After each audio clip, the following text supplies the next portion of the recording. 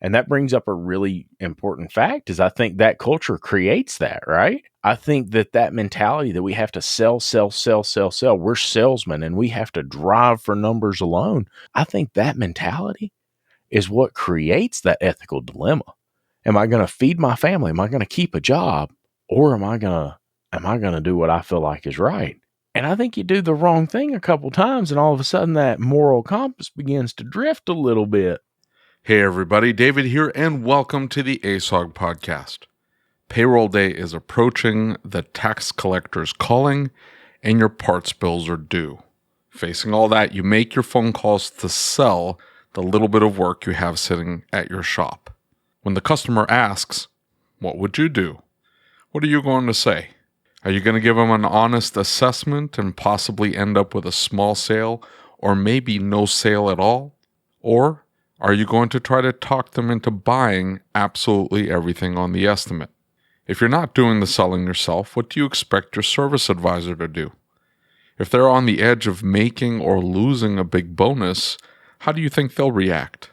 To have this conversation, we're joined by Lauralee Schmidt of Schmidt Auto Care in Springboro, Ohio. Are ethical questions black and white, or do we live in a world of gray? Before we get started, please take a moment to hit that like button if you're watching this on YouTube. And if you like our content, consider subscribing to the channel. If you're listening to this on your favorite podcast listening app, make sure that you're set to automatically download the latest episode so you never miss an upload. And now, here we go.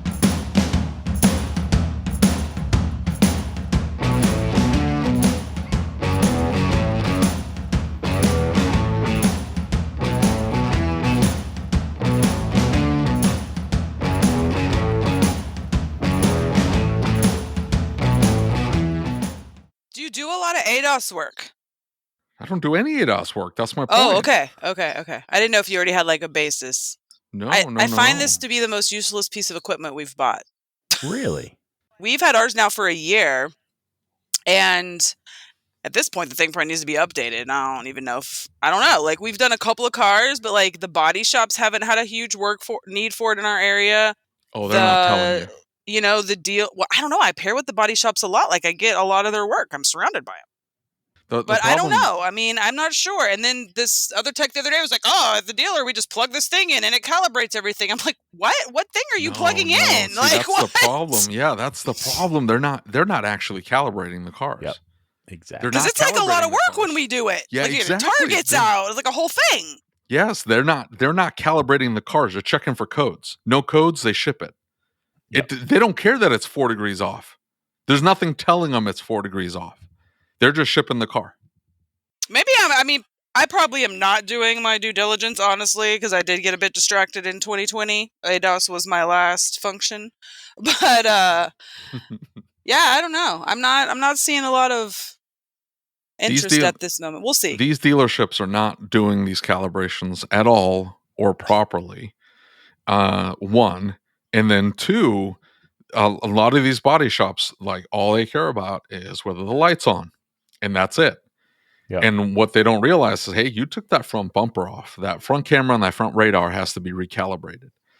Now, if they go by SI, that's what it says. If you touch this, you got to do this. Mm-hmm. They're not reading SI. It's painted, it looks good, and there's no codes, there's no lights on. They're shipping it. And what? Probably, for real.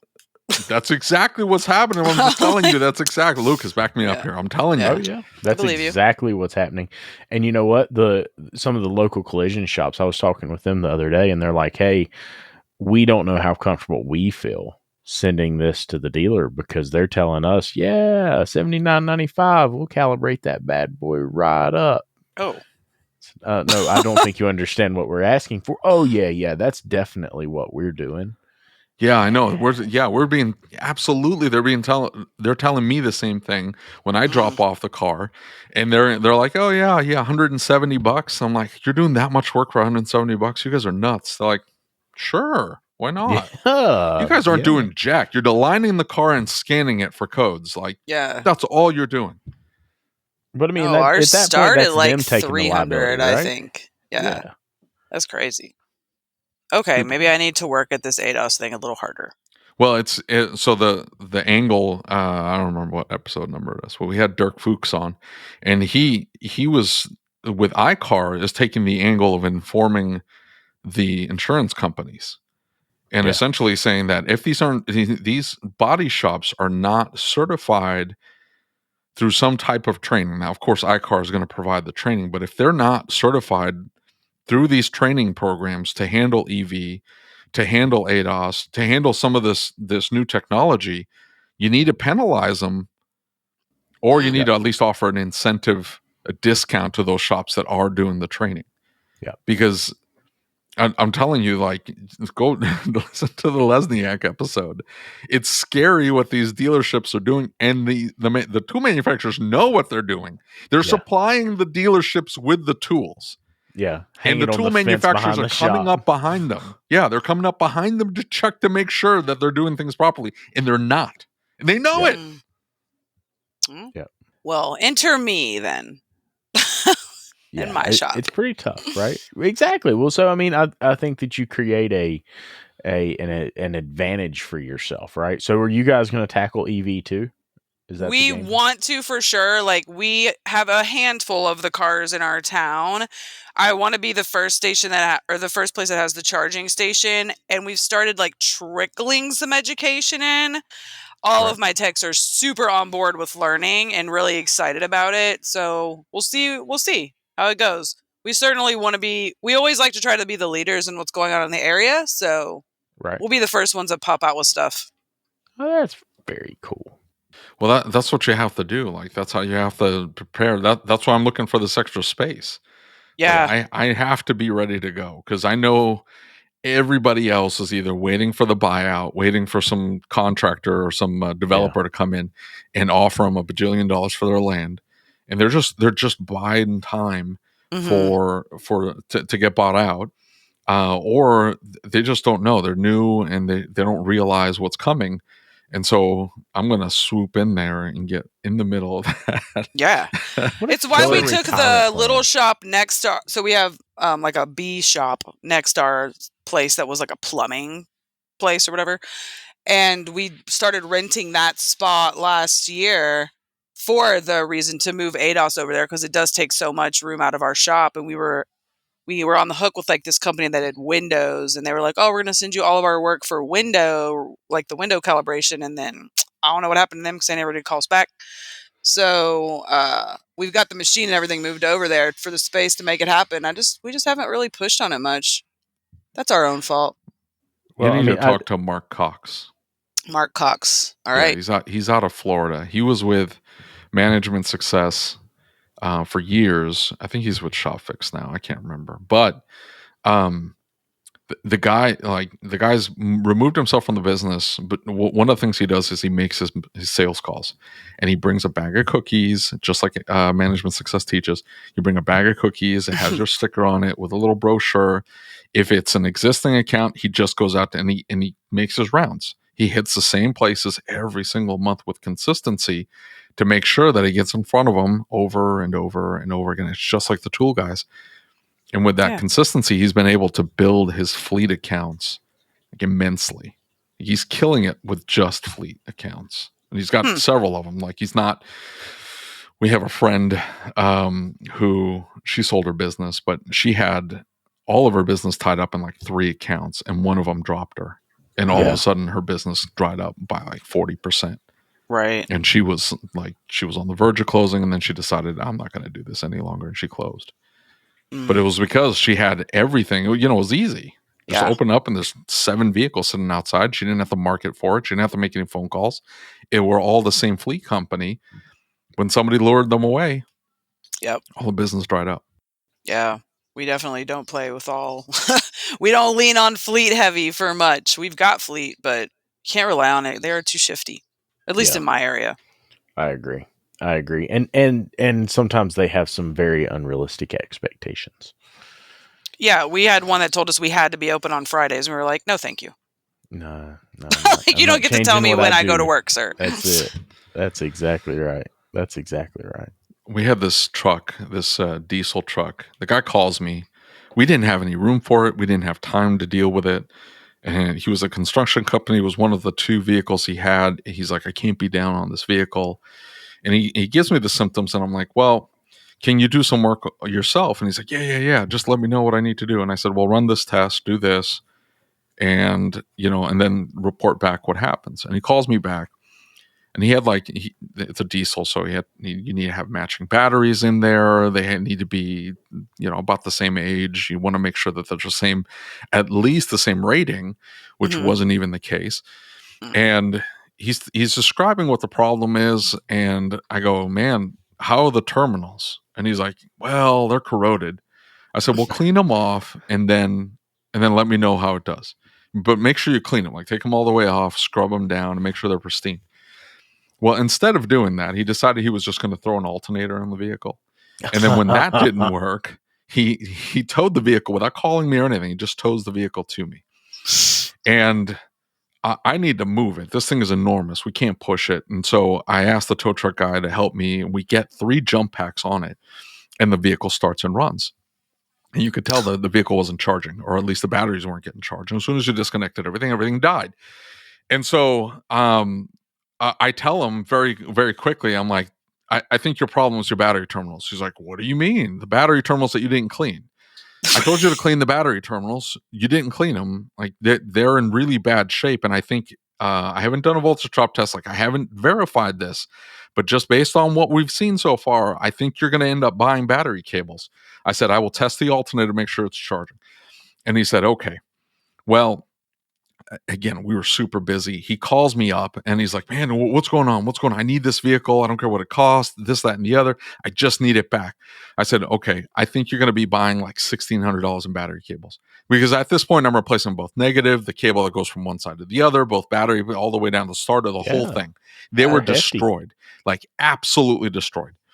And so I quoted him something like $1,600, and he freaks out. He's like, what do you mean $1,600? Like, well, that's what it's going to cost. I got to ship them in from Dodge and this, that, and the other.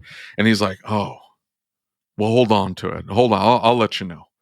A whole day goes by. Remember, he needed the car like right now. And I don't care what it costs, right? Now.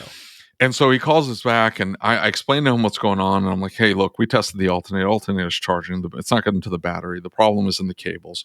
If there are other problems in there, I'm not going to be able to tell you. I can't do a parasitic drain knowing that the cables are suspect somewhere along the process. Like, I don't want to mess with it. I just want to put cables in there. That should take care of your problem. But at least at that point, I can run a clean parasitic drain test.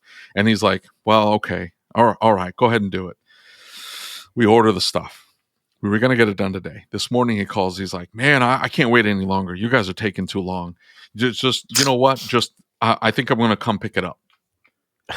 Mother, oh man, I got so mad. I'm like, I looked at poor Juan, started yelling at him.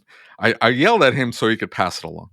And I said, tell this guy that I'm going to move it over to the other lot. And if he doesn't have it picked up by tonight, the city's going to come pick up the car and tow it away. I said, that's what I'd say. I don't care if he wants me to work on it. I'm not working on it. He's done. I'm done. I got too much stuff going on. I don't need this hassle. And he's like, okay. So the guy gets upset and he's like, you guys are extorting me. Well, what do you mean? Well, if you're telling me that if I don't come pick up this vehicle tonight, they're going to tow it away, or I got to fix it with you and then you'll move the vehicle. It's like, no. We're not going to work on it at all. I'm sorry. Right. Come get it. Come get it. Right. Like, we're done. And he's like, well, I can't get it tonight. I'm like, you know what? Here's what I'm going to do. I'm going to tow it to you. Where you at? Really? I'm like, yeah, get it out of my lot. I don't want it here. And by the way, I'm not working on it at all. You're on your own. How do you respond? He was happy he was getting a free tow. Of course. We had like, I think we talked about in an episode recently. We had a deal the other day where this young kid, right? He approved all of the repair online, right? We talked to him. We explained what he was getting. And what it was is it had to have a parking brake eval. It was on a Volvo. It had to have a parking brake eval. The tires were completely bald. I mean, I'm talking about in the center of the tread and all 4 tires, you could see wire, right? Oh. Completely bald. It's got to have tires to pass inspection. The parking brake's got to be working. So the technician takes it apart, determines, hey, look, for sure, definitely have got parking brake shoes that have come off, the friction materials come off the shoe assembly itself. So we got to have shoes, really need to put rear rotors in it. We put the tires on that he approved. And, he's seen all this. I went back and listened to all the recorded calls. Shannon talked to him about it, told him what the price was, what to expect. We have to do the testing to tell you what your parking brake needs. He got an oil leak evaluation because, man, this thing was absolutely pouring. It could run for 5 minutes and it would leak 1.5 quarts of oil in 5 minutes. Nice. And that's Volvo quality right there. Exactly. And so the kid calls me screaming and he's like, "You're to take everything you put on my car off." I'm like, "Well, I put tires on it, but help me understand." And he said, You're not going to gaslight me." And I said, "Okay, I really don't understand what's going on. Help me understand what you're trying to get at." "Well, you're charging me for these evaluations and the damn thing still won't pass inspection." "Okay, we talked about that. And here's what you have to pass inspection, but you approve this." "That wasn't a contract." "Okay, when you approve it." Yeah. I'm like, "Dude, it actually says on there when you click that button that it is." Right. "Well, I didn't see it." "Well, because you didn't read it doesn't mean you didn't, Yeah. And it goes on. And finally I'm like, "Look, dude, I'm not taking your tires back off because that poses a liability situation and a safety situation for me and my team. So I tell you what I'll do. I'll give you a little bit of money back. Come get your damn car and get the F out of my shop." God almighty. I mean, dude, has anybody felt like people are just like on edge right now or something? What's up with that? They're really needy. Yeah. With David, a how lot did of you get so needy? expectations. Yeah. High ones. I don't know. It's crazy. Well, I mean, look, here's my thing is I think that, okay, David, don't get mad at me. All right. Bite your tongue for a minute, David. Hold up. Listen to what I got to say before you respond. I think there's a lot of shops, and I think in some ways there's a lot of training organizations out there who are teaching, and a lot of shops that are doing things that make us in one way or another the enemy of the consumer, right? The consumer looks at us as an enemy in some ways. Yeah. And it's frustrating because, like I'm over here really trying my best to do what's best for my client. Like I will go to the end of the earth to try and help them and do what's best for them. And they come in and they act like we're doing something to take advantage of them. And if I really dig in and talk to them, I find out they've had an experience somewhere else. And like, guys, I'm going to tell you right now, there's no way that some of these experiences I'm hearing about wouldn't be getting ripped off, right? Like people tell me that I'm ripping them off because I'm $60 more expensive than the guy down the street. That's one thing. People tell me I'm ripping them off because I sold them a set of tires and told them it was a new set of tires with a warranty on it, but it was actually a used set of tires. And, that's ripping somebody off. Yeah. Or telling them, "Hey, look, you should really be worried about this. This is a major safety issue. That cabin air filter, if you don't get that thing changed, it could kill you." Come on now. Are you serious? I thought that was bullshit. Like I didn't think people were actually doing that, but I'm hearing these stories so frequently, I can't help but think that it must be happening. Yeah, it's happening.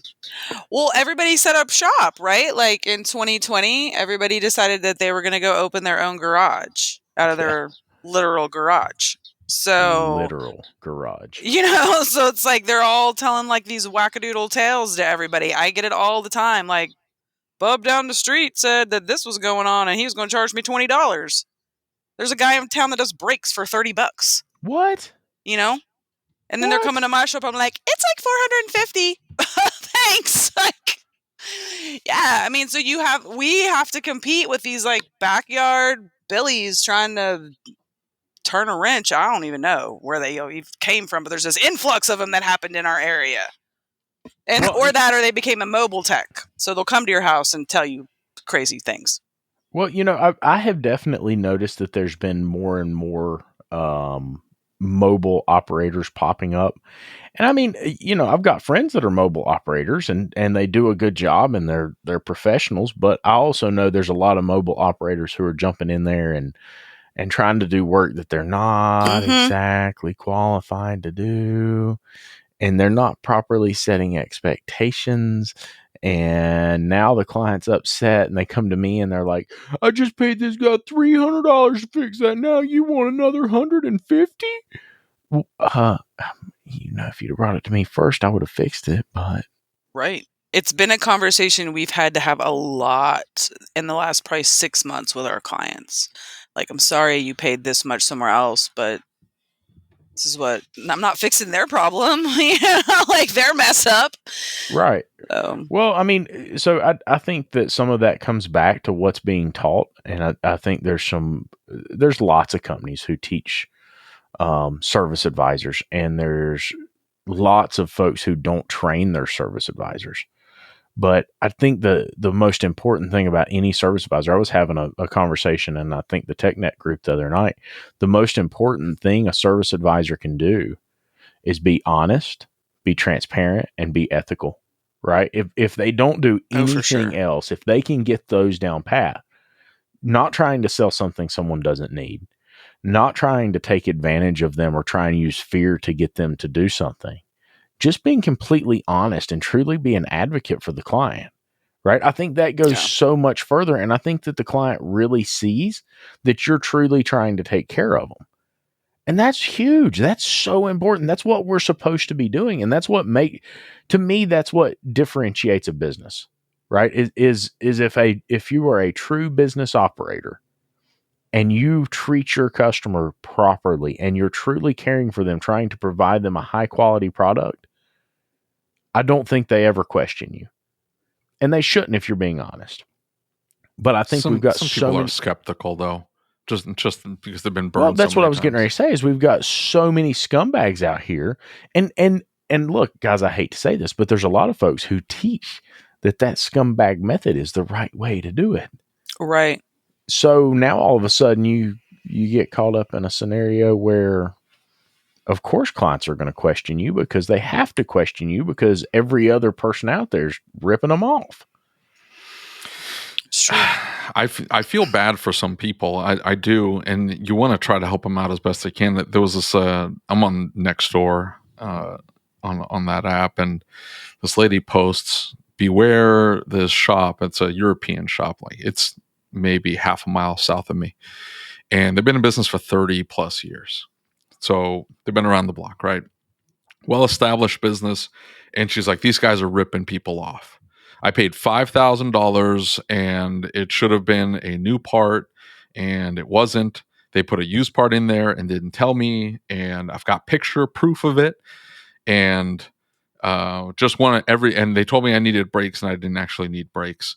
But the people started saying, "Oh, thanks for letting us know this shop that wasn't on there to defend themselves." And of course, I had to get on there and defend them. I don't know these people; I have no idea who they are. But it was the allegations were incomplete. Like, let's hear the whole story. You're not telling us something. Well, it turns out that 2.5 years ago, she had a rear differential put in a Volvo, and that rear differential started going out again. She had been quoted $7,500 from the dealer. They quoted her $5,000. She went with them. Now, I told her, I said, for a third of the price, you were not getting something equal to what the dealership was quoting you. Right. There's no way. Right.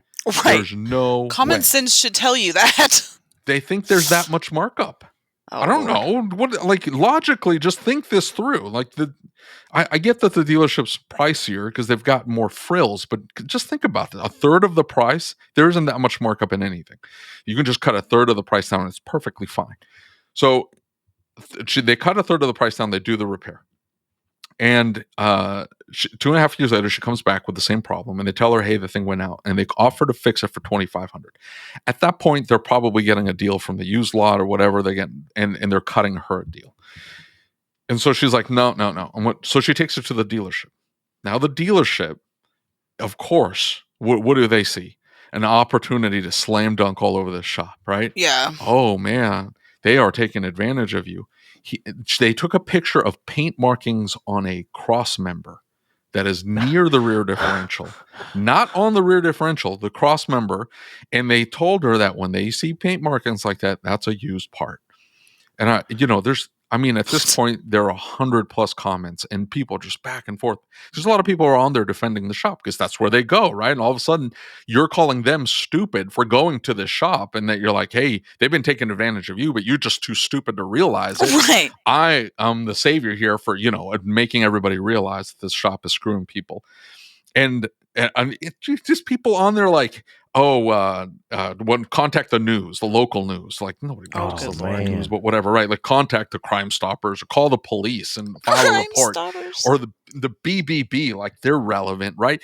And just these absurd comments. And of course, I can't let anything go. It just irks the crap out of me. And so I'm on there just furiously typing away. And I'm just trying to explain to these people, it's like, hey, the paint marks are on a cross member, not on the rear differential. The rear differential is 2.5 years old. For a third of the price, they put a used one in there. So she got 2.5 years service out of it. Pretty good deal, right? They only would have had a 1-year warranty if she had it done at the dealership anyway, and she would have paid an extra $2,500 if the thing had gone back out for whatever reason. And on top of that, this is the best part, the damn thing was leaking. That's why it went out. Not that the part was inferior because it was a used part, is that the stupid thing was leaking. Yeah. And she didn't fix it. The fluid ran out and the thing went out. Like, that's what happens. Anyway, but because the dealership told her that it was the shop taking advantage of her, she took that as gospel and ran with it. That's frustrating. Yeah, of course it is. And look, I went through something similar here a while back, and it worked out okay. I gave the guy a refund, but we did a brake evaluation on a car. And it came in and he said, well, I didn't think I was going to have to pay. Okay, well, we had a new service advisor. I recognized that maybe there was a miscommunication, worked on it, worked through it, listened to the call. He stated it clearly. We had a signature saying he authorized the initial testing, but cool, whatever. It's not that big of a deal. Just write it off, whatever. And so I talked to him, and it was like a 2.5 or 3 hour telephone conversation with this guy. Oh my God. And he explains, and David, you remember this? This was on my son's birthday. You remember that? How stressed out and frustrated I was? Oh yeah, you were actually. He took the phone call on his son's birthday. Yeah, and You're a saint. He's like, Papa, Papa, will you come to my birthday? Oh man, please talk to me, Daddy. Now y'all make me feel bad. Long story short, Lucas, like this dude just goes on and on and on, and he's like, so I went here and I bought this part.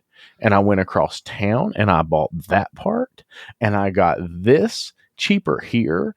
And I've got a buddy that works at a Firestone in Florida. So I went to Florida on vacation and I got my tires in Florida. And I'm like, huh? And he's like, well, I went to all these different places. Why couldn't you have gotten me that deal? Because I did everything myself and I got it for $300 and you wanted $2,000 to do that. And I said, hold up. He said, well, I did get used tires. Okay. Oh, come on. And I mean, just one thing after another. And the dude's like shaming us online for it. And he, he was perfectly kind. He wasn't rude or anything like that. But I'm like, you've got to recognize this sounds ridiculous. I mean, do people really, I hate to disparage a client, but do they really believe that? I don't understand. I don't know. It was like an email went out that told everybody that car care should be free and parts were free. Yes. But every other service industry gets to charge whatever they want and no one cares. That's very true. They're probably running through the same thing. Like maybe they are. My mom needed some painters in her new house, and she's like, they quoted me $1,000 to do this room, and that just seemed high to me. And I go, do you get paint quotes on the daily? No.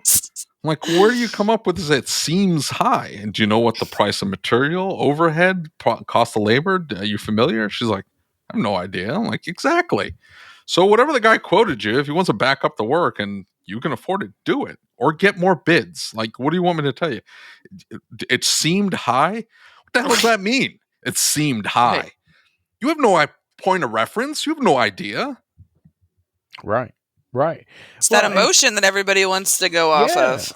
Well, and I mean it's the first response, and I think it's because our job is to educate the client, right up front. That is what we're here to do. We're here to educate the client. We're not here to I cannot stand this whole concept that we're salesmen. We're not salesmen. Right. Right. We're advocates for our client, and it's our job to help them understand what's best for their automobile and create something in regards to repair and maintaining the vehicle that fits their expectations and their needs. Right. I mean, that's our job. That's what we get paid to do. And it's just like there was a video posted in ASOG earlier talking about how important it is to communicate clearly. Right. And I think it was something like a price increase, and the guy got super upset and wasn't going to pay at all because there was a price increase. It's our job to be communicating and preventing those things from happening. And I can't help, I've seen it more and more and more. I've watched videos, I've been in training classes, and I'm seeing more of these places that are going out here and they're saying, hey, don't tell them what the initial charges are going to be. Just get them in the door. Just get them in the door. No, I don't want them in the door if they're not willing to invest in their car. I don't want them here in the first place. Right? Why would I do that? That's the most ridiculous idea ever. Well, because you need lots of cars, and if you tell them the truth, you're not going to get as many cars. Whoa! You just said if I tell them the truth, are you expecting me to lie to them? Well, it's not really lying. It's just not telling the truth. But hold up. Hold up. Wait, seriously? Words matter. Yeah, do price on the phone. So if somebody calls up and says, "Hey, my battery light's on." Do you tell I will them, give hey, there's going to be an initial testing. That my initial testing, what I recommend is a level 1 testing routine. And in 90% of all cases, I'm able to determine the cause or causes of your concern. In the other 10% of cases, we do have to do specialized testing, just like the doctor's office does. So instead of being like the doctor's office and being rude and not telling you what the charges are going to be, I'm going to tell you up front and give you the opportunity to say yes or no to that testing. And like I said, in 90 to 95% of all cases, I'm able to determine the cause or causes of your concern in a level 1 testing routine. And I'll explain what that testing routine is.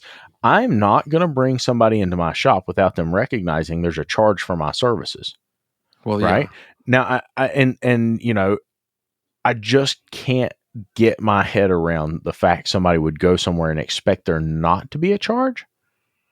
But, and the other thing that frustrates me about it is, we're doing all these technician series. So much of that comes to the back of the technician. Could you just run down there and check that for me? Oh, yeah. Yeah. Could you just go out there and look at that real quick? Well, am I getting paid? Well, no, listen, it's the opportunity. You're getting opportunity cost. Do you tell them the what's your policy at your shop there? So we have a couple of things that are just a flat cost, so we can kind of say it's this or that or the other. But like an oil change or a tire rotation, it's a fixed cost. But no, we don't quote over the phone. We do very similar to what you're just saying. Like we have an hourly rate. We make it very upfront. Testing and analysis costs this much. We don't go past the first hour without approval. Within it's too hard to say, oh, it's $500 or it's $6,000. We do all makes, all models. Runs the gamut, like you shoot yourself in the foot if you say it's going to be $600 without seeing the car. Right. Exactly. And I mean, it's a lie, right? I mean, if you tell them anything, it's not good service. Right. And our pillars, and we stand in them, and my service specialist is solid in integrity, excellence, and superior service. He uses those words all day long with our guests and our teammates. Right. So, he's really living in that, and it makes such a huge difference with our guests that do come through the door. Like, there's very little question from our people ever. He has an enormous closing ratio, and I think it is because he just lays it out on the line and says, I cannot give you a guaranteed price, but I can give you a guaranteed fix and then let you know what timeline and that repair plan will look like. Yeah. Well, and so, like, do you think there's been an ethical decline? Or, I mean, are you seeing that too? And I know you see the post in ASOG. I know that you're hearing from other clients. What's your pulse on the industry feel like? Do you think we're facing a moral or ethical decline? I think it's split, because the negativity that I hear from our guests that come through is their bad experiences are happening at the dealer. Right. Or in like Joe Schmo's garage, like I was talking about earlier. Right. We have great independent shops around us. I have 4 within a mile radius of me, and they all do good work. I'm the most expensive. Right. I offer a luxury service that they don't offer, so it sets me apart in a way. I don't think that bad ethics and morals are coming from those shops. I know those shop owners, and they all are great people who will strive to do great things for our community. One shop, they're older. They're much older. They're kind of antiquated. They can't really get into like a lot of technical, like harder vehicles for you. But they're a good mom and pop shop that can change your oil and switch out you some tires. I think they're going to do right by you. It's the dealers in my area that I think are bringing the industry down, to be honest. And they're breeding terrible technicians out of them. Terrible. Yeah. I Well, can't hire a dealer tech. I've told stories in the past, and I've hired a dealer tech, and I'm not saying all dealer techs are bad, but I had a really bad experience we won't talk about. Mm. I was, as a matter of fact, we're sitting here, and the person that I'm going to mention is texting me, and he was a service writer at a dealership, and he said, I've told him about this experience. I had a vehicle come in one time, and the client came in and said, I need 4 tires. And I was like, okay, why? He said, listen, we've been friends for a long time. I'm telling you, I need 4 tires. Just give me 4 tires. And he's just a very blunt, straightforward kind of guy. And no offense, whatever, cool. Order his tires. He comes in and we put the tires on, and I'm like, hey buddy, I noticed your tire pressure light's still on, but I found the spare was a little bit low. So I topped it off, and you're good to go. Tire pressure light's off. And he said, those sons of bitches. And I said, what? He's like, those assholes told me that I had pinholes in all 4 tires, and that's why my tire pressure light wouldn't go off. No. And I'm like, what? He's like, yeah. He's like, they told me I needed 4 tires. I was like, dude, they're brand new. They've got less than 2,000 miles on them. Oh my gosh. He's like, well, I trusted them. And so I was telling my friend about this, and he's like, look, he's like, when this franchise took over this dealership, he said, I was writing service. And he said, they literally told me that if I sold, I want to say he said something like it had to be 96% of what was on the ticket over the span of 6 months, or he would be terminated. That it had to be an extremely 96%. It was a crazy close ratio, and it was things like we were talking about. You're it just asking the for other day. lies at that point. Exactly. And the same thing from the technicians. And so I was talking to him. I'm talking to the service guy, and he said, here's what they do is, he said, a lot of the things they'll do is they'll sell 2 gallons of coolant on a vehicle that calls for 1 gallon of coolant. They'll put the coolant back on the shelf, and they'll credit it back to the service department. And he said they'll overbill for parts, and they'll overbill for all kinds of things. Ew. And the client never catches on that these things are happening. And they just add in everywhere they can. And it's almost like a plague. Just the other day, there was a lady who came in from a dealership, and, the dealership has their own invoice and estimate, right? It's clearly a dealership. Everybody in our industry knows that's a dealership estimate. Correct. Doesn't matter what brand, right? Comes in on an Excel spreadsheet. And I'm like, whoa, that's weird. And she's like, what? I was like, I have never seen a dealer do an estimate on an Excel spreadsheet. And sure enough, it had all their contact information. It was clearly from them, but it wasn't on the manufacturer's letterhead. Like getting Right? around the close ratio. Right. And so I started making some telephone calls, and one of the service advisors we're interviewing at the shop used to work for him. He's like, man, he said, I'm going to tell you one thing. He said, when I left that place, they offered me $5,000 to keep my mouth shut and not tell the manufacturer what they were doing. And he said, I told them they could keep their $5,000. I'd tell whoever I wanted about whatever I wanted. Ooh, boop, boop, boop.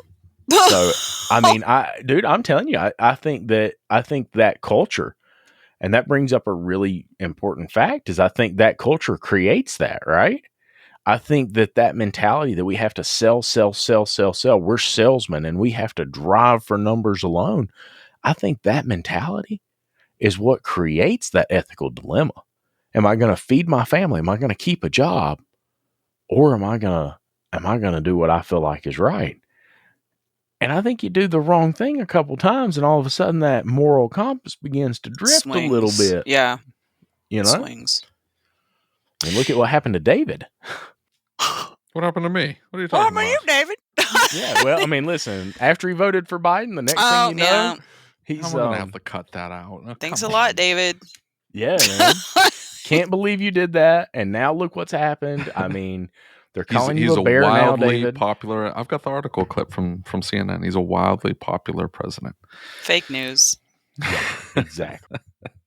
You know, my service specialist today, Mike, I walked in and he was like talking someone out of their sale.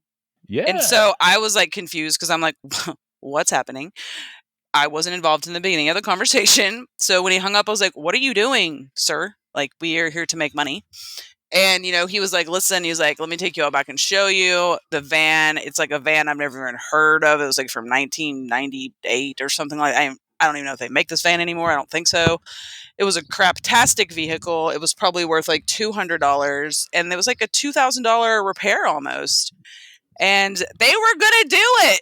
And he was like, I just told him, you know, like, it's the vehicle, if you put the money in, it's still something else is going to fail immediately. Like, it's just not a good purchase. And by the end of the day, they had called with 2 more appointments, you know, for their other cars because they appreciated so much, like, about that conversation where he just was like, no, this is not worth your efforts. Like, you know, I don't always like to hear that I'm losing out on some money, but at the same time, I think that's a very noble conversation that we need to have more in our industry. I agree. And I mean, I think that's where it comes back to the advocate portion, right? That's where being an advocate starts because that's what our job is. It is our job to make sure that car is going to be safe and reliable for our client. Yeah. And if we become so focused and so ingrained, here's the problem, in though, Lucas. Hold on. What happens though is that sounds very nice and noble, but that don't pay the bills. Right. And so payroll is pending. You got 2 or 3 tax bills that are about to hit the bank account. And you're like, I got to get a sale in here. And all of a sudden you're making that phone call to that customer. And, you know, maybe you're using some CD tactics to get them to feel bad or you're just doing whatever you got to do to convince them that this is the best choice and get them to say okay on the phone. So you can say, yeah, done. I got the okay. Get the work out of here. And you make sure that you get the money in the bank. And so all of a sudden, those shop owners are like, we got to pay the bills. Maybe they don't do it themselves, but then they look the other way when the service advisor is doing it. Or the service advisor is just killing it with their numbers. Just absolutely obliterating every metric that they set before. And they don't want to ask. They don't want to listen to the phone calls. They don't want to know. Maybe they would have a problem with it ethically, that morally they'd go, I wouldn't do it that way. But you know what? We are killing our numbers. So what do you do then? Personally, it's nice to say that I'm going to take the high ground when you can't pay the bills. Right. Yeah, and I definitely see that. And you know, I'm bad enough to say that I'll just go broke, right? Whatever. I'm not. I think the thing that I've built here in my community is something different than that, right? The reputation that I have, the work that we have, is because I didn't do that. Right? Yeah, and I think same for my area. Yeah. Maybe it's a small town. Are you in a small town? Yeah, I'm in a small town. Yeah, maybe it's a small town thing. Yeah, and listen, David is definitely not a small town guy. But he says he's moving to the mountains and he's going to go somewhere. He's just going to have a cabin. I just want to go out chickens. in the country. I want like 2 or 3 acres, a cow, some goats, some pigs. You're any more than 3 acres, bud. Really? Right. A couple. Yeah, you're like an acre an animal. An acre an animal? Pending the animal. Well, just some. Well, I mean, I guess they got to be big enough to slaughter them and make some meat. But the pigs, I don't want any horses. You slaughtering something. I know. I'm like, what? I'm not going to. What are you talking about? They're gonna go. They're gonna get like lifted up into the minivan, and I'm driving it down to Butcher Bob, and I'm gonna like, Butcher Bob, don't let me know how it happened, but Bessie over here needs to turn into some porterhouse steaks. He's going to load up old Bessie in the van, and he's going to say, you know, Bessie, I just can't do this to you. I just can't do this, Bessie. I'm just sorry. I mean, now you poor dogs, the way you talk about those dogs, I could Screw the imagine it dogs. could Those dogs. I'm just gonna let them go. See you. If you come back, you Aw. come back. They're awful dogs. If you come back, I hate those dogs. I'll take your dogs, sir. You can have them. You can have them. I've got 5 acres. They can run around. But I mean, you Do you have bring any up a chickens? Some pigs? No, some my husband horses, won't let me something? have anything fun. I have 2 dogs and What? like a bunch of deers and stray animals that roll around. The problem is, No. like, what if another COVID happens? That's what freaked me out. It's like these people. Look, everybody ran out of toilet paper. Everybody ran out of toilet paper except for us. Why? Because every month I was getting a shipment of toilet paper, whether we needed it or not. We had a shipment coming in, and my wife was like, "Would you turn off the toilet paper?" And I go, "No, I don't want to run out." And lo and behold, pandemic rolls around, and all of a sudden they're not sending the shipment because they're like, "We're out of stock. We're out of stock. We're out of stock." We didn't get any toilet paper for like 6 months. Oh, really? Yeah, when we didn't run out, not a once. We still have piles of it. Why? Because I prepared. And not to get into the crazy prepper thing. I'm not even trying to go down that route. I just want to be. I've got a vegetable garden in my backyard. I have a very small backyard. It's not that big, but I put some raised beds back there. I'm growing some vegetables. Going to see what I can manage and what I can't. Yeah, And it's good. It's good for you. Right, and I need some chickens because even if I can't slaughter the chickens, I can get some eggs. You get some eggs. Yeah. No, I would love it. But I live in the country area. So, like, my neighbors have chickens. I can get eggs if I want. We all split a cow. So, all of our deep freezers are full of cow. Like, we're stocked. I raise gardens. And then my husband was a ranger. So, like, we have so many MREs in my house, my basement. Like, I could eat for a year on these little army meals. Oh Lord, don't tell David that. So, No. David, if it all hits the fan, man, you come to Ohio, I can feed you like a king. Pasta, whatever. Like, listen. It was at that moment that we all realized David was a hoarder. I've got hoarding tendencies. I do, which is why I'll probably never be able to actually get rid of the animal. Like, I'll never be able to butcher Bessie because I'm attached to Bessie. It's like, oh, it's Bessie. I can't eat Bessie. She'll be delicious. I've been feeding her well. She's plump, but I don't think I can kill Bessie. You'll need a companion at the end of the world too. So Bessie can be that. Exactly. Well, so David, you bring up a valid point. I mean, I think we talk about these training classes, right? So a shop owner's in trouble, right? We keep going back to when this all starts because we've talked about the technician cycle, and usually it's a tech that started a shop. They don't really know how to run a business. They're a decent tech. They don't know how to run a business though. So they start a shop and they're in trouble, right? They're scared. They don't have any money. They don't know how they're going to feed their family. They're stressed to the max. Things aren't going well. Clients are upset. They're upset. Employees are upset. It's tough, right? So what do? They go out and they find somebody who has the answers. And there's lots and lots and lots of people who say they have the answers. And there's a lot of different things that work. There's a lot of different methods that work. I was lucky enough that I got in with a group of people who believed in an ethical way of doing business. But if I had not been in with that group of people, it would be really easy for me to look at some of these other methods that use these high pressure sales and these sleazy tactics and say, well, that's okay because everybody else is doing it. Or that's okay because that's how I'm going to pay my bills, because you don't know any better, right? I mean, at some point there's got to be, we're not doing this. Right? There's got to be a voice that says that's wrong. There's a right way to do this and a wrong way to do this. I mean, guys, how would you feel? You go to the doctor and the doctor's more focused on what he's selling you than your health care. You call the thing now. I feel that's what they do. Hey, how does it feel though? I mean, I avoid them like the plague for that reason, Listen, when you read my obituary, they're going to tell you about all of my medical numbers that are not where they're supposed to be because Lucas never went to the doctor. Okay? I don't care. I don't want to know. Just let me die. It'll be fine. Same. but your plumber, the guy working on your heat system at your house, the HVAC guy. I mean, you hope that they're coming to your facility or your home or wherever it is and saying, Mrs. Client, Here's what's best for you. Here's what I recommend, and I would do this way because, right? I mean, isn't that what we all want? Am I wrong? No. That doesn't get you consistent metrics, though, necessarily. It could, maybe, if you have enough of a client base. What about, hold up, what about my numbers? Are those not consistent? Do you think I'm over here telling people things they don't need? Listen, you and your $1,500 evaluations. What are you talking about? Your If it needs to be tested, I need to test it to find out what's wrong. Do what you do. There's no shame. No, that's the point. We're talking about shaming those that are doing the sketchy stuff. There is some shame if it's shameful. But if you're doing it the right way, like there's no reason why you should feel ashamed. Like I don't feel sad about our repair order totals that we have because I know they're done ethically. Exactly. Well, I mean, it's just like my testing, right? The testing he's talking about was on an old, very complex diesel conversion vehicle.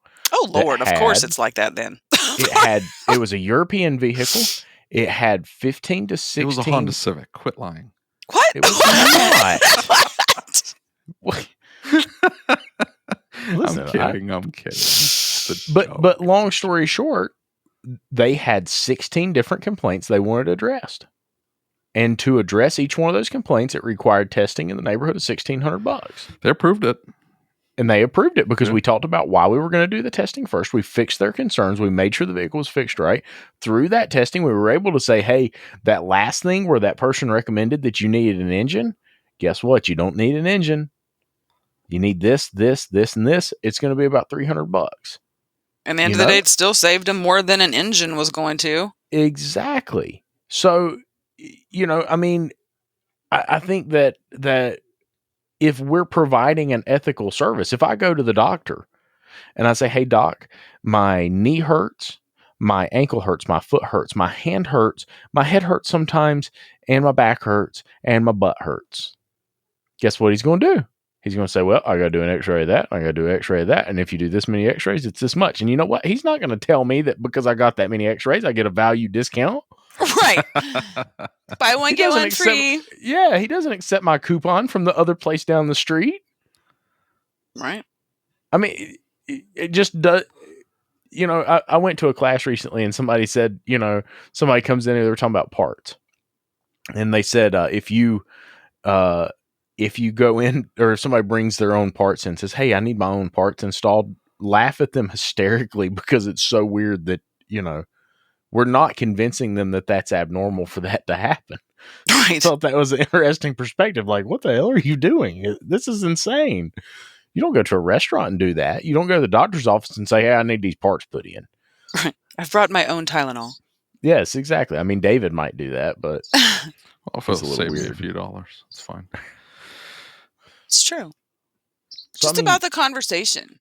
We have these long testing and analysis lines too, like where they're all like, oh, it'll be $100 or, what's the auto zone will scan your vehicle for free. And so they all think that that's great. Right. They don't understand. AutoZone will just plug the little box in and tell me what's wrong. No, sir. Like it's a little bit more complicated. You have to have that good person at the front desk that really just explains it well. Yeah. That makes it relevant. It does. It does.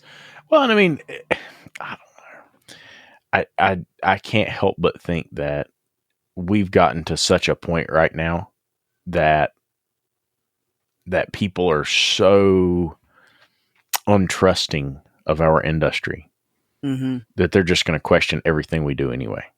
Right. And I don't get that too much in my shop. We've got a really good client base. They know we're doing what's right for them. There's no question. I mean, we work really hard and I will go to the end of the earth if we make a mistake to make it right. I'm honest about it. I'm like, hey, I effed up. I'm very sorry. Like this was on me. I'm sorry. We'll fix it. But, the thing is that I think they have been taken advantage of and things have happened in so many different places now that it's hard to overlook that. But I mean, do you find that like when you give that good experience that one time and you do fix whatever their issue is, like, do you have that question from them the second and third time that they come back? Or are they just handing you their money and saying, fix my car? it takes 3 to 4 times for them to truly understand that we're here for them. Yeah. It takes 3 to 4 times of that experience of them coming in and them seeing that and as bad as I hate to say it, sometimes it takes things going wrong. It takes a failure with a part. It takes a technician mistake. Yeah. And then they Yeah. come in and say, "Wow, I can't believe you just did that." Well, I mean, I told you I was here for you. I told you Yeah. I was going to stand behind this. I told you I was going to protect you, that I was standing in the gap. The reason you pay me is because I stand in the gap. Mm-hmm. I don't get upset about it. I don't get frustrated. We just take care of you. That's what we're here to do. And so I think that after a few times of them experiencing that, it's completely different. You know what I mean? Like, they don't look at it like that anymore. Yeah.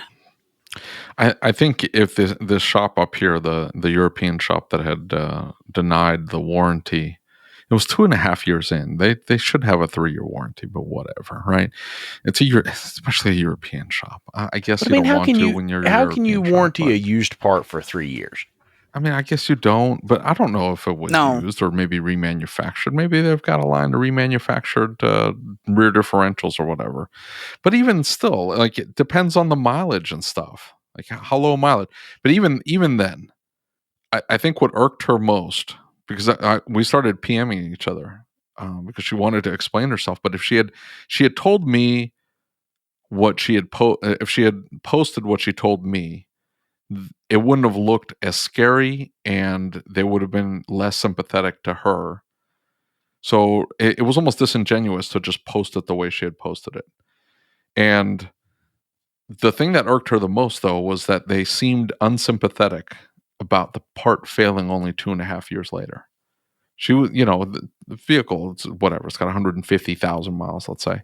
And she put maybe 15,000 miles since she had it replaced, but it was outside the warranty period. So she's like, hey, 15,000 miles later, when the original lasted 150,000, you almost have to say, look, I'm sorry. Oh, we didn't know. We wanted this thing to last as long as it should have. And then you make a policy. 30 years later, they should be making policy changes. We know what not to use again. If a part fails and comes back, I don't care if it's within the period, the warranty period or not. I take care of it and I put them on the no list. That part is never going to get installed again. Especially if it's an aftermarket, and I'm like, half the time it's whenever I take a chance, like, oh, it'll be fine. I'm going to install this aftermarket starter because I can't get my hands on an OES. And so it always comes back to bite me. And then I don't care if it's within the warranty, but I take care of it. Maybe I wouldn't have eaten the $5,000 repair, but I would have been sympathetic to her and said, look, I'm really sorry. I can do it at the bare minimum. I can do it this much, or we can put a brand new one and I'll discount it. We'll do it for this much here because this thing failed on you way sooner than it should have. And then go from there. I think she would have been fine with it had that happened. But instead, they were almost flippant about it. And so she decided she was going to go to the dealership. Is that particular Euro shop, is it like a chain shop where they would have like mass protocol to follow, or is it an independent Euro where they could have bent to what they needed? Yeah, Okay. they could have absolutely just taken care of her. But I bet they're slammed. I bet they're just buried with cars and they didn't. Like, probably, yeah. They're like, the price is what it is. Take it or leave it. I've got 75 other cars sitting outside that need to be worked on too. I think to what you were saying earlier, Lucas, I don't think it's necessarily the customers that are snippy. I think it's the shops, because we're like, I know I'm more stressed out now than I have been in the past because we are way busier than we were last year this time with the same amount of staff. We're pumping out way more cars, and it's just a constant pressure. What's the next car? What's the next car? What's the next car? And I don't like that kind of pace. I take a much more relaxed approach to my business. Yeah. Rick calls it wackadoodle. I don't want to have to work that hard. I'm not numbers driven. I'm pay the bills driven. I want to go on nice vacations. That's it. I want some nice stuff, and I want to go on nice vacations. And other than that, I don't want to be stressed out about the shop when I go home. And then that's it. So if that means I do X amount of numbers or Y, where somebody's numbers driven is going to say, no, we got to hit Y. We got to hit Y. It's like, why? Well, I but I don't mean, need to. I don't I'm okay with necessarily X. think that's the case. You know me. I'm the person who needs something, right? Like I was telling Dutch this morning. If I sit at home for an entire weekend, by Sunday night, I'm losing my mind, right? Like I am Yeah. somebody who Same. I need the stress in my life. I need the activity. I need The things activity to or be. the stress? It's not the same thing. I know it's not the same thing, but I need problems to solve to not go nuts. Does that make sense? Like I need something there to be like, ooh, this needs to be fixed, and I have to fix it because if I, like my mind Yeah, but goes some of these crazy if I'm just problems are sitting like idle. so far outside your control. There are 30,000 plus parts on that car, but they're all I your understand. responsibility. All of I them. understand. Well, that's And I'm frustrating. not Like that's saying I'm way stressing. outside my circle of influence or control or any of it. I can't take into account that your rear tire went flat when I did an oil change. Like, I'm sorry. We just at the tire pressure, everything looked good. You roll over something. I know you're upset, but it's not my fault. And it's, we're emotional creatures sometimes and they don't think logically. And yeah, that makes sense. You didn't touch anything back there. Why would you think it has anything to do with it? I had a guy come in. We did we replaced some spark plugs, an ignition coil, and no joke, we're pulling the damn thing out of the shop. Or no, I'm moving it the next morning so he can come pick it up. I pump the brakes go to the floor. And I'm like, well, that's kind of weird. I have the technician pull it back in. It blew out a brake line in the back over the fuel tank. Of course, over the fuel tank. It's always over the fuel tank. So I call the guy up and we're like, hey, it's going to be whatever $300 to fix this fuel line or this brake line over the fuel tank. It just blew out while we were moving your car. We're very sorry. We took pictures of everything. Again, that saves my butt. I'm much more confident on the phone. Half the time they don't even look at the pictures, but I'm so confident on the phone telling them what happened. So matter of factly, because I've got picture proof of what happened, right? And so we fix the brake line. He comes to pick it up. Like 2 hours later, he drives back and he's like, I'm hearing a noise. A noise from where? In the brakes. Okay. He's like, well, I'm really worried about it. Can you take a look at it? It's like, okay. So we drive it. My service advisor comes back and he's like, are you hearing this noise? He's like, yes. It's like, well, I don't know what that is, but your brakes looked fine when we inspected them. He's like, oh, also we didn't touch anything with your brakes.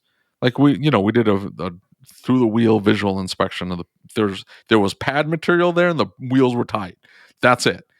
And he's like, well, I would have figured you guys would have caught that. It's like some faint grinding. Like, no, like the car was misfiring. We didn't even drive it that far. Like, no. Like, but it's our responsibility. Why? Because we touched something near it. That's frustrating. But so much of that is dealt with in the conversation, though. It is frustrating. But so much of that is dealt with in how we handle the conversation, right? Just like fine. When he left happy. It's not the point. The point is I had to have the conversation. That's the point.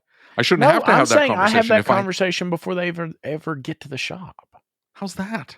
How are you going to tell him that the squeaky brake is happening when you haven't taken it anywhere yet? Listen, it works like a charm.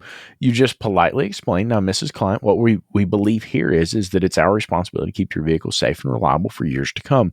Now, as a service to you, what we're going to do is we're actually going to perform a peace of mind evaluation on the entire vehicle. We're going to take pictures, videos, and we'll make notes. It's like you're in the bay with the technician. Now, Mrs. Client, I don't have a crystal ball. I can't see everything, and I can't promise we'll catch everything or something that might be coming up, but this gives us the best shot at knowing anything that's coming up. So we do a very thorough, comprehensive evaluation.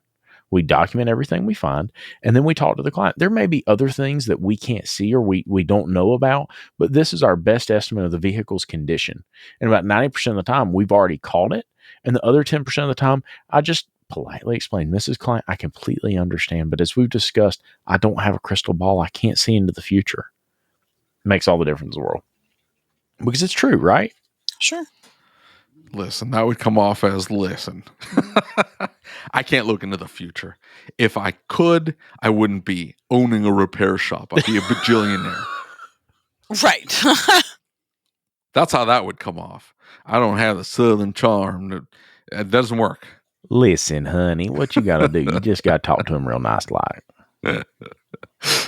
That's just how this works, David. And you got the whole, anyway, we won't even talk about it. look, I don't mean to change gears, but I did see something kind of interesting that you were talking on the other day. The girly calendar in the shop. Yeah, and what the happened guy with that being, guy? He was Yeah. Oh, that getting pissed me sued. off. He was getting sued for sexual harassment for having girly calendars, and some guy's like, "I've never been to a shop with no girly calendar inside." dude, and I had to go in and remove some comments because some of it was like, yo, you probably shouldn't have said that. But I mean, what's your take on that? I mean, so I was just wondering, like, did the girl bring it to his attention prior that she was uncomfortable with the calendar? Because that was where I was stuck. Right. Well, and reading that would back make into all the it, difference now, wouldn't it? That right? guy's Reading screwed back if he into didn't do it, anything about it. right? Reading back into it, it said he said that she complained about it, and he removed it when she complained. Okay, then I think that she has no basis of conversation, and she's just reaching because she's mad she got laid off. Right. And that's kind of, I think everybody kind of had that same thing. Man, that's tough as a shop owner, right? That's really tough to go through. And Bridget works in the shop. We have female employees, and she's actually one of the apprentices / technicians. And while I'm sure everybody in the shop is very careful around Bridget not to say things they shouldn't say, we're a bunch of rowdy old dudes. We say stuff that we probably shouldn't have said. I say things all the time that I shouldn't say, not in a context that's bad like that. I never say anything that can get me sued ever. You Oh, are that's such nice. a liar. I run HR, and I should not. Listen, So it's like I say all sorts of things that are, not appropriate. But I don't know, like those types of scenarios, like where a girl is like, "Oh, I am being sexually harassed because of a calendar." That really puts like all the rest of us females who might have like an actual situation Yeah. at risk for crying wolf, and that takes all the validity out of like an actual experience because somebody wants to be like petty and make up something. Exactly. And that's what my wife and I were talking about on it, is that look, now if somebody really does have a problem, those shop owners or those people who went through that experience are like, I have been through this before. And everybody around says, look, man, these people are just constantly, it's one thing after another. They just, if it's not a true concern, now, if it's a true concern, it needs to be brought up. You know what I mean? Especially when it comes to things like somebody putting their hands on somebody, anything like that. That is not acceptable, right? 100%. If it's something that truly offends somebody or it's truly offensive content, it doesn't belong in a business anyway, right? Right. I don't care if somebody got offended about it or not. It just doesn't belong in a business. But like you said, does that take away from the power that complaint has if people keep crying wolf or complaining just to complain? Yeah. Just believe all women, Lucas. First off. Second, I don't know what kind of shop this guy's running that he thinks it's okay to put nudie photos up and just throw them up there and call it good. I don't know. Like, yeah, it's I get it. I get it, but it's so, I don't know, antiquated. Yeah. It's cliche. That's what I would have a problem with. I'm like, yeah, don't be that guy. This isn't the 50s, like garage. Like even before I came on board at our shop, my husband's techs, none of them have had any of that going on because we did have so many females that came through, and at one point you had to like physically walk through the shop part to get to the office. So they saw everything that was going on in the bays, in the boxes, everything. So it's like you have to be mindful of all of that. Yeah, exactly. We just like the music. I had to get onto one this morning about his music having curse words in it, and it wasn't like terrible or bad or anything like that. Oh, we just listen to horribly offensive stuff. Well, if a client can hear it, you need to be mindful of that. Well, yeah, you need to. We keep it low. Yeah, we keep. So it I mean, low. But if somebody walks through the shop, I mean, they're going to hear. I mean, it's like it's modern hip hop. What do you think it's going to sound like?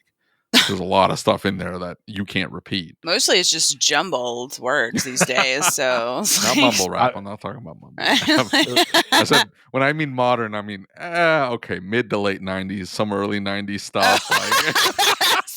30-year-old hip hop. Yeah. Oh, David, The original hip hop. That had to what are sting, you David. talking about? That had to sting. It's okay. I'm there with you, sir. It's all right. Oh man, that's painful. My wife listened to a song the other day and she was like, "Oh, I remember when that came out." And I was like, "When did that come out?" She said, 1999. I was like, "Shit." Yeah. It stings every time, yeah. I know, right? David, I would be more worried about what your employees were saying about you that your clients could hear. That would probably worry me a little bit more. They do say some very inappropriate things around me. That's okay though. It's whatever. We keep it light. But I think, and it's so stupid because all of it is very arbitrary. So we throw a lot of racial jokes out in my shop. Man. I know it's bad, and I'm a Hispanic, and so I can say some stuff that the other guys can't. Well, they don't say it because they're looking side to side and like, I better not say that, or I better not repeat what they just said. Do you have a racially mixed group? Oh yeah. Okay. Yeah. So I've got 3 like super white guys, and then my service advisor is Mexican. My apprentice is Mexican, but he was born here, and Juan is from Mexican, and chillest guy you'll ever meet. This dude, if you didn't know that he wasn't stoned, you would think he's stoned all the time. This dude walks around with a giant grin on his face. I mean, dude, his smile is so big, it's like touching his ears all the time. And he just walks around smiling like, "What's up, dude?" Are you in a highly Hispanic area? No. Oh, okay. No, not at all. Well, we have a, I mean, if you go like 4 or 5 miles north of us, we have a very heavy Mexican population. Like it's like little Mexico up there. I mean, nice. the stores, the store names are in Spanish. Everybody in that side speaks Spanish, and they just kind of hang out there. But these shops that they have up there are sketchy. All of them. Like I'm talking sketchy. They don't know what they're doing. They're charging a ton. I was really surprised some of these prices I've been seeing. Oh, really? And yeah, they're doing hacky work, and so I feel terrible for these people because they just want their cars fixed properly, and it becomes a trust thing for them because they can't speak to the person in Spanish. Maybe their English isn't the best, and so they're like, there's a barrier there, and they're like, I don't understand what they're telling me.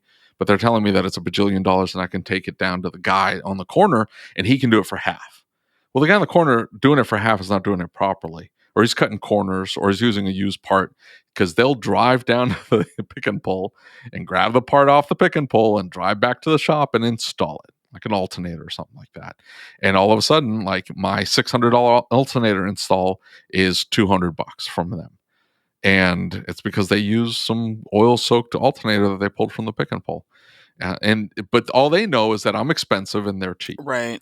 And does your dude speak Spanish though? Oh yeah. Okay, so he can communicate. That would be so amazing. I would love to be able to all have. All of a sudden, that's bringing in people that I haven't seen in the past, and he immediately starts speaking to them in Spanish. He feels them out because some people are not cool. Like they're trying to speak English, they're trying to assimilate, and they do not appreciate it if all of a sudden you just start spitting out Spanish to them. Like, whoa. I'm trying to be an American. I want to speak English. I want to assimilate. That's not how. Don't address me in Spanish. They do not like it. So he feels them out. If they're cool with it, then he'll jump in Spanish and he'll roll with it. And it. I mean, all of a sudden, there's an instant level of trust there, and he's not stoned. Why would you say stoned? He's smart. No, I'm just saying, if you didn't know better, you would think that he may be stoned because he's always smiling so big. The dude is so happy all the time, like nothing gets to him. That's awesome. The other day I came into the shop and the guy had his dad voice on, and he was barking. He was barking at the text, and he started barking at me. And I took a step back, and I'm like, "Dude, what's it with the dad voice?" And he's like, "Dude, we're hella busy." The dad voice. The dad voice, yeah. I'm sure you've heard it from your husband. He's barking at the children like they're messing around, and the third time you got to tell him that you put the dad voice on, and you're like, no. And it's hey, straighten up. I'm not playing around any longer. That's the voice he had. He had the It's dad the voice dad on. voice. That's just my husband's voice. Like all the time. Oh, really?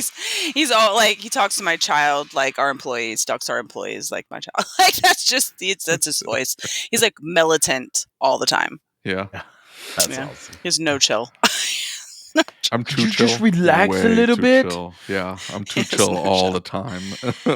He's starting to be more chill as he's like aging, but I've definitely chilled more and more. I used to be super uptight and super wound up about everything, and would get mad at the drop of a hat. Over time, I realized there's a lot of things I just can't control and I can't do anything about. yeah. And might as well enjoy life. And I think one of the big things for me was when I realized that my kids picked up on some of that from me. Mhm. And that response, and my little boy, he is very much like dad. And, he's 3 years old. And when I was 4 years old, I rode a 250 Honda through the front window of my family business. Oh. Yeah, cut all the way through the jawbone in the back of my jaws, and Oh, wow. on both sides, and had That's this why he big looks slit the way across like my neck. the way he does. Yeah, big holes in my head, and my mom Oh, you got messed up. Yeah, it was bad. It was bad. And here's the deal is I didn't realize how bad it was. Dad picked me up and I explained to him, I'd been watching Rescue 911, and I explained to Dad, look, I just need a blood transfusion. Everything will be fine. He carried me to the bottom of the stairs at our house and he's screaming my mom's name. Mom comes over. She turns like bright white, like the color of a piece of tissue. And all of a sudden she turns red. And I said, oh shit, we're in trouble. And my dad to this day, he still tells me, he says, son, you've only done one thing I won't forgive you for. I'm like, what's that, Dad? And he said, I walked you in that hospital.